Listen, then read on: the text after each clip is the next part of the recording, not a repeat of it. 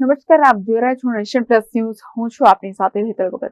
ગાંધીનગરમાં રાજ્યમાં યોજાનાર સ્થાનિક સ્વરાજની સંસ્થાઓની ચૂંટણીઓને લઈને પ્રદેશ ભાજપ પાર્લામેન્ટરી બોર્ડની બેઠક પ્રદેશ પ્રમુખ અને કેન્દ્રીય મંત્રી સી.આર. પાટીલ તેમજ મુખ્યમંત્રી ભૂપેન્દ્ર પટેલની ઉપસ્થિતિમાં મળી હતી. નગરપાલિકા, તાલુકા, જિલ્લા પંચાયતની ચૂંટણી મેદાને કોને ઉતારવા એ અંગે ભાજપે કવાયત હાથ ધરી છે. ઉમેદવાર પસંદ કરવા માટે ગાંધીનગરમાં મુખ્યમંત્રી નિવાસસ્થાને ભાજપ પાર્લામેન્ટરી બોર્ડની બેઠક મળી હતી. ચૂંટણી મેદાને ઉતરવા સક્ષમ ઉમેદવાર ફાઇનલ કરવા મોડી રાત સુધી કશમકશ ચાલી હતી. જોકે જૂથવાદના કારણે શહેર જિલ્લા પ્રમુખોના નામો જાહેર થઈ શક્યા નથી.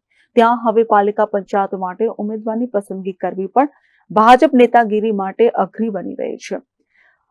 પાલિકા પંચાયતની ચૂંટણીમાં ભાજપની જીત નિશ્ચિત છે અને કોંગ્રેસને આ ચૂંટણીમાં રાજકીય ફાયદો થવાનો નથી તે નક્કી છે. આ જોતા ભાજપની ટિકિટ મેળવવા દાવેદારોનો જાણે રાફડો ફાટી નીકળ્યો છે. એવું જાણવા મળ્યું છે કે મહાનગરપાલિકા, નગરપાલિકા, તાલુકા પંચાયતની કુલ મળીને 2187 બેઠકો માટે ભાજપમાં 8,000થી વધુ દાવેદારોએ ચૂંટણી લડવાની ઈચ્છા વ્યક્ત કરી છે.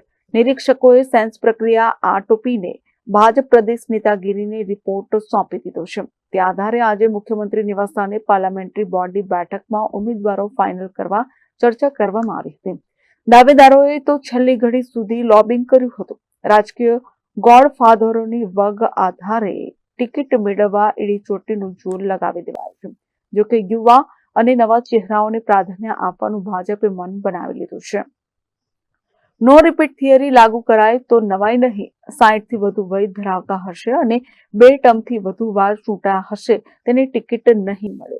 જે ઉમેદવારની પસંદગી થશે તેને ફોર્મ ભરવા માટે કાલથી મેસેજ મોકલી જાણ કરાશે. બેઠકમાં પ્રથમ તબક્કે જૂનાગઢ મહાનગરપાલિકાના ઉમેદવારોના નામોની ચર્ચા થઈ હતી. તો આજે નગરપાલિકા, તાલુકા પંચાયતના ઉમેદવારો ફાઇનલ કરવામાં આવશે.